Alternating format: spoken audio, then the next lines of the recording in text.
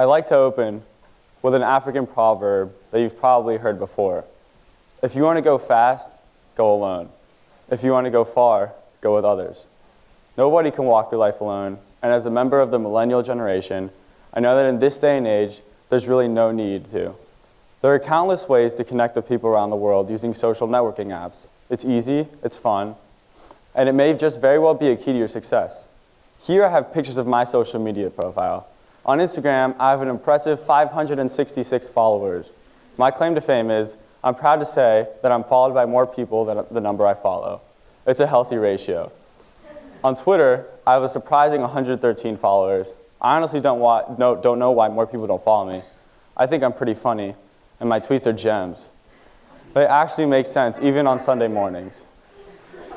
There's one tweet, does Lightning McQueen get car insurance or life insurance? Maybe he already saved by switching to Geico. Anyways, moving right along. On Facebook, I have 668 friends. Who are these people? My Facebook is boring. The only activity that happens on my Facebook are the occasional tags. I've been tagged in over 100 pictures throughout my life, and most of them have been by my mother. How many of you have ever heard of Dunbar's number? So 150 is the magic number, according to British anthropologist Robin Dunbar, in terms of how many viable and stable relationships a person can actually maintain.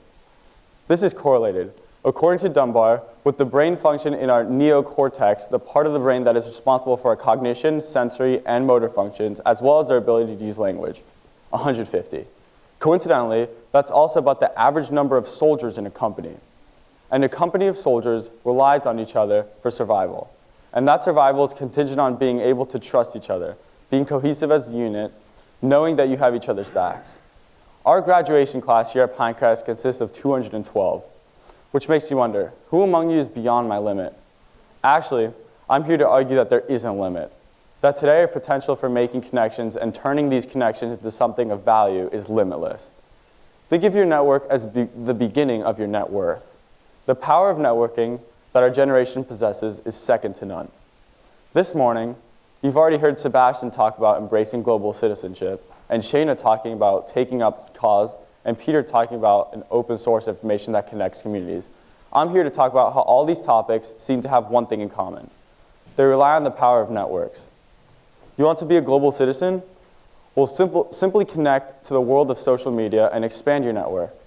And you will indeed be a global, even if you stay local.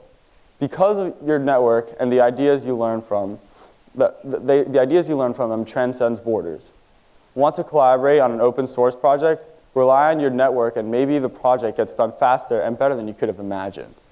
Want to promote a cause? Inform, engage, and empower your network. As a high school student, you may not have yet thought about how building your network carefully now can lead to a better future.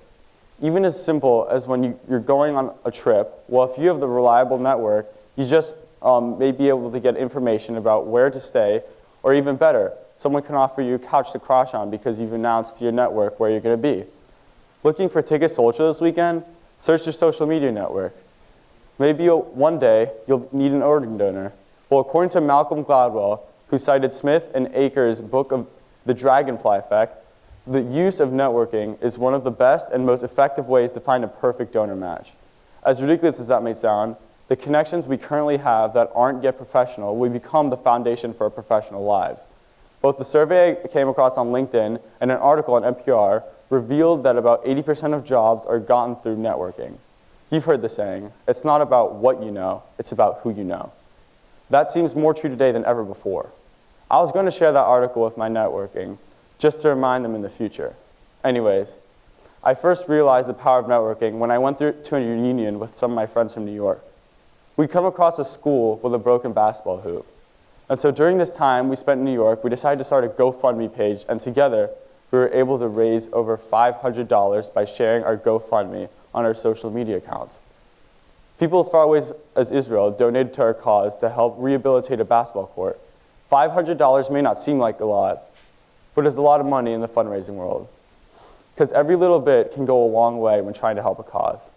So who am I to talk to you about the power of networking? I'm no one yet. But you'll know me when people call my name around the world. So don't be a stranger. let's network. That's a joke, of course. But one thing's for certain. You never know when and where our paths will cross again. Thank you.